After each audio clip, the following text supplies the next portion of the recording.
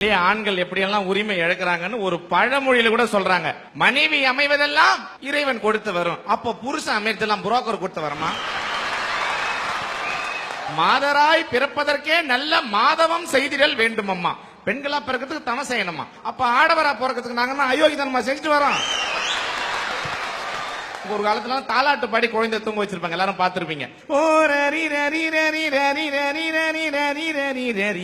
இப்படி தாலாட்டு பாடினா குழந்தை தூங்கிடும், தெருவே தூங்கிடும். நீங்க எங்க ஊர் பக்கம் வந்து பாருங்க, ஒரு அம்மா தாலாட்டு பாருன்னு குழந்தை அப்படி போட்டுட்டு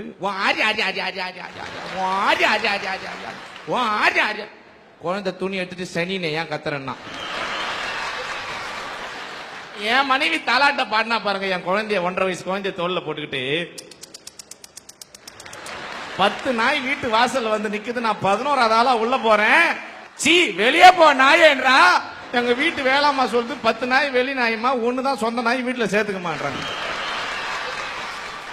இவ்வளவு பிரச்சனை சந்திக்கிற ஆண்களுக்கு எங்க சார் உரிமை இருக்குது? 30,000 40,000 கொடுத்து நாங்கெல்லாம் டிவி வாங்கி கொடுக்கறோம். அந்த டிவி பாக்குறதுக்கு எங்களுக்கு முதல்ல உரிமை இருக்குதா? எப்ப நியூஸ் போடுறானோ அப்பதான் டிவி நம்ம கிட்ட கொடுப்பாங்க. அதுக்கு முன்னாடி இந்த சீரியல் அந்த சீரியல் 11:30 மணிக்கு நம்ம கிட்ட டிவி வரும். 11:30 மணிக்கு டிவியை வாங்கினா, வாலிப வயோதிக நண்பர்களே, நீங்கள் இந்த லேகியத்தை வாங்கி சாப்பிட்டா, நான் 11:30 மணிக்கு லேகியம் சாப்பிட்டா என்ன, சாப்பிடலன்னா உனக்கு என்னடா? சாப்பாட்டுக்கு முன் சாப்பாட்டுக்கு பின் தான் டாக்டர் எல்லாம் மாத்திரை தருவாங்க ஒரு காலத்துல எல்லாம். இப்ப எங்க ஊர்ல அப்படி கிடையாது. சீரியலுக்கு முன் சீரியலுக்கு பின். இப்ப சீரியலுக்கு பின்ன்றது எப்படி மாத்திராங்க தெரியுமா? சிபி. அதாவது நீங்க பிபி டேப்லெட் எடுக்கணும்னா கூட சிபிக்கு பின்னாலதான் எடுக்க முடியும். ஆம்பளை நம்ம கூட காமு காபி அப்படின்னு வச்சுக்கலாம். என்னன்னா கல்யாணத்துக்கு முன் கல்யாணத்துக்கு பின். ஆமாங்க, கல்யாணத்துக்கு முன்னாலதான் நாங்க சாமியே கும்பிட்டது இல்லைங்க. கல்யாணத்துக்கு அப்புறம் நான் கும்பிடாத சாமியே இல்லைங்க. இவ்வளவு கஷ்டமா இருக்குல்ல, இவ்வளவு பொம்பளை புடுங்குறாள், பொம்பளையால இம்சியா இருக்குல்ல, பொம்பளை சரியில்லைன்னு பேசுறீங்கல்ல, பேசாம ஒரு கோவணத்தை கட்டிட்டு குற்றாலத்துல குத்த வைக்க வேண்டியதானே? 4 பெண்கள் சண்டை போட்டா சண்டை போட்டுட்டு வீட்டுக்குள்ள போயிருவோம். 4 ஆம்பளை சண்டை போட்டா வேலூர் ஜெயில அருவாளோட இருப்பீங்க. உண்மையிலே சொல்றேன், 40 ஆண்கள் ஒன்னா சேர்ந்து ஒரு ஊர்ல ஒரு தெருவுல குழாவை கொண்டு வருவான். 2 பொம்பளை தான் தண்ணி பிடிக்க போய் 40 ஆம்பளை மறுநாள் போலீஸ் ஸ்டேஷன்ல இருப்பான். இந்த ஆண்களுக்கு ஆண் ஒரு பேர் உண்டு, ஏன் தெரியுமா சார்? ஒரு குத்து கல்லுக்கு சேலையை கட்டிடுங்க, நம்மால ஆண் பாத்துக்கிட்டே இருப்பான். ஆண்களுக்கு ஆடவர்னு ஒரு பேர் உண்டு, ஏன் தெரியுமாக்கா? நம்மால போட்டுக்கிட்டு ஆடுவான், போடாமலும் ஆடுவான்.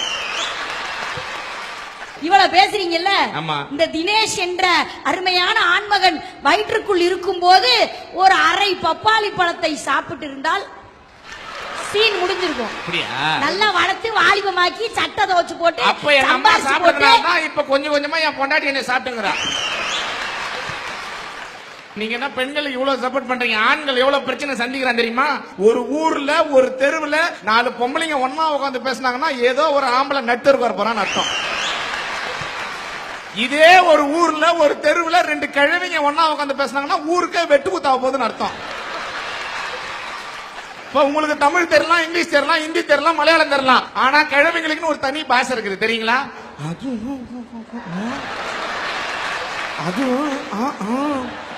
இப்படி என்ன அர்த்தம்னா, 3ஆவது தெருல இருக்கிற பையன் 4ஆவது தெருல பொண்ண கூட்டின்னு ஓட்டான்னு அர்த்தம். இவ்வளவு பேசிட்டு அந்த கிழவி சொல்லும், நமக்கு எதுக்கு ஊர் வம்பு?